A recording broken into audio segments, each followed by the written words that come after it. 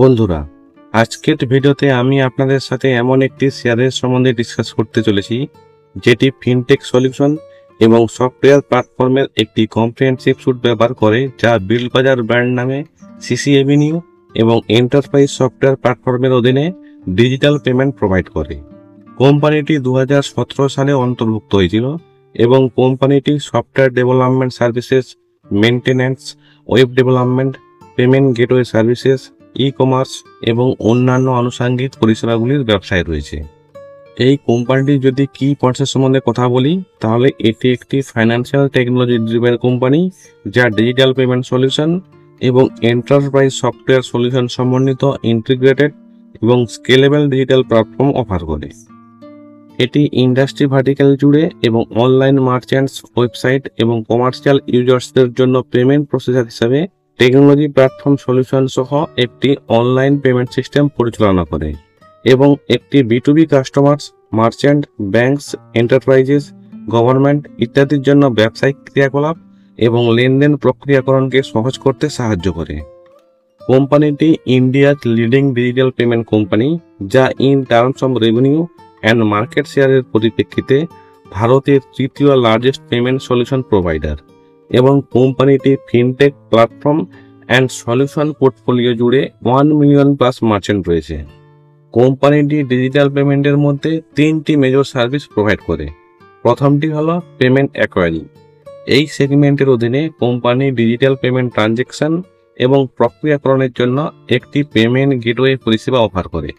Company debit এবং credit card, net banking, wallet, EMI এবং UPI শ্রেণীবদ্ধ 200+ পেমেন্ট পদ্ধতি সরবরাহ করে। দ্বিতীয়টি হল পেমেন্ট ইস্যুয়েন্স। এই সেগমেন্টের অধীনে ইস্যুকারী পক্ষ থেকে কোম্পানি মার্চেন্ট ফান্ডের প্রাথমিক নিষ্পত্তি, কর্পোরেটকে prepaid card, corporate credit card এবং ঋণ প্রদান করে থাকে, এবং পেমেন্ট ইস্যু করা কোম্পানিকে অ্যাকোয়ারিং সলিউশন সেগমেন্টের তুলনায় উচ্চ লেনদেনের হার অর্জন করতে দেয়। এবং তৃতীয়টি হল রেমিটেন্স। এই সেগমেন্টের অধীনে কোম্পানিটি দেশীয় এবং আন্তর্জাতিক রেমিটেন্স সেবা প্রদান করে। কোম্পানিটি তার পেমেন্ট গেটওয়েতে আন্তর্জাতিক রেমিটেন্স বিকল্প যোগ করতে চায়, যা ভারতীয়দের সরাসরি একটি আন্তর্জাতিক ওয়েবসাইট থেকে প্রোডাক্ট কেনার অনুমতি দেবে। এবং সফটওয়্যার প্ল্যাটফর্মের অধীনে কোম্পানি SaaS ভিত্তিক প্ল্যাটফর্মগুলিকে ডেভেলপ করে ব্যবসায়ীদের জন্য সফটওয়্যার প্ল্যাটফর্ম সরবরাহ করে। কোম্পানিটি বৃহৎ এন্টারপ্রাইজদের লার্জ স্কেল ভলিউমকে হ্যান্ডেলিং করার জন্য এন্টারপ্রাইজ স্তরের কাস্টমাইজড ই-কমার্স প্ল্যাটফর্মগুলিকে অফার করে। এই কোম্পানির সাথে Taj, Oberoi hotels, ITC hotels, make my trips, Yatra, Paytm সহ আরও অনেক ভারতীয় ক্লায়েন্টস জুড়ে রয়েছে। এছাড়াও বুর্জ খালিফা, ইমারত, দামাক, নাকিল, রেডিনসন সহ বিদেশি কোম্পানিগুলিও জুড়ে রয়েছে। এই কোম্পানির 94% রেভিনিউই ডোমেস্টিক সেলস থেকে আসছে, বাকি 5% UAE থেকে এবং 1% অন্যান্য দেশ থেকে আসছে।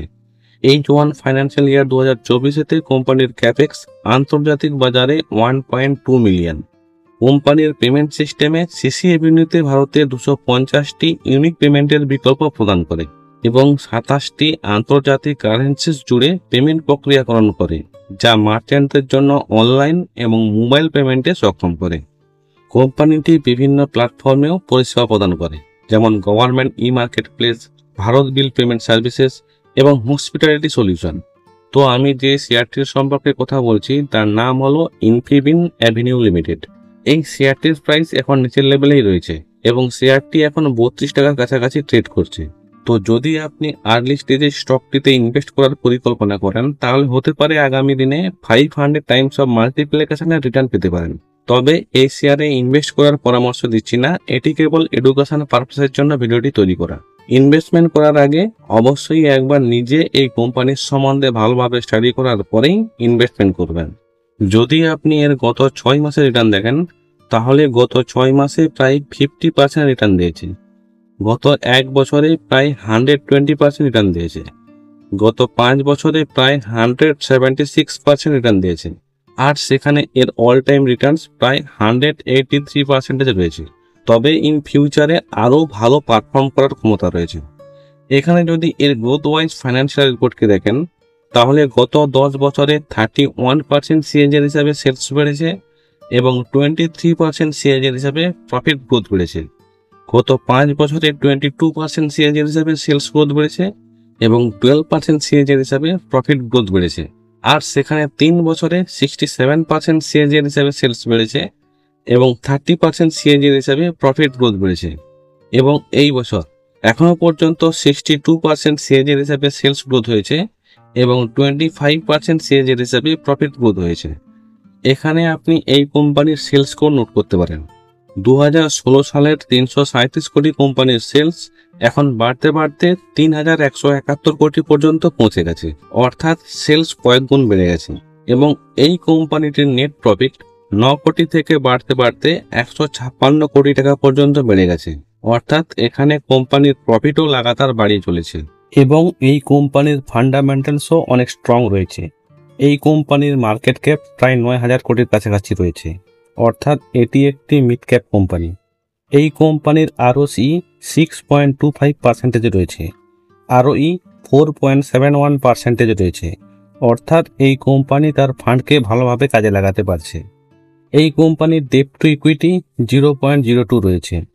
এই কোম্পানির উপর প্রায় 83 কোটির কাছাকাছি ঋণ রয়েছে, কিন্তু এই কোম্পানির কাছে 428 কোটির ফ্রি ক্যাশ ফ্লো রয়েছে এবং কোম্পানির কাছে প্রায় 708 কোটির কাছাকাছি ক্যাশ রয়েছে।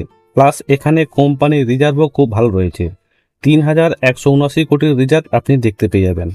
আজ এই কোম্পানির ইন্ডাস্ট্রি প্রায় 35.2 টাইমসের উপরে ট্রেড করছে, সেখানেই এই স্টক প্রায় 56.8 টাইমসের আর্নিং টু প্রাইস রেশিওতে পাওয়া যাচ্ছে এবং এখানে এই কোম্পানি 0.16% ডিভিডেন্ড প্রোভাইড করে।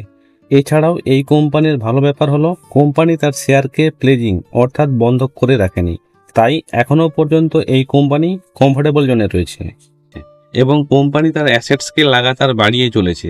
119 কোটি কোম্পানির অ্যাসেট বাড়তে বাড়তে এখন 5216 কোটিতে পৌঁছেছে। এখন যদি আমরা এর শেয়ার হোল্ডিং প্যাটার্নকে দেখি, তাহলে এর শেয়ার হোল্ডিং প্যাটার্ন মোটামুটি ভালো রয়েছে। প্রমোটারের কাছে এখনো পর্যন্ত 27.43% হোল্ডিংস রয়েছে এবং পাবলিকের কাছে 64.56% হোল্ডিংস রয়েছে। এটি স্মল ক্যাপ কোম্পানি হলেও এখানে আপনি এফআইএস ও ডিআইএস এর হোল্ডিংস দেখতে পাবেন।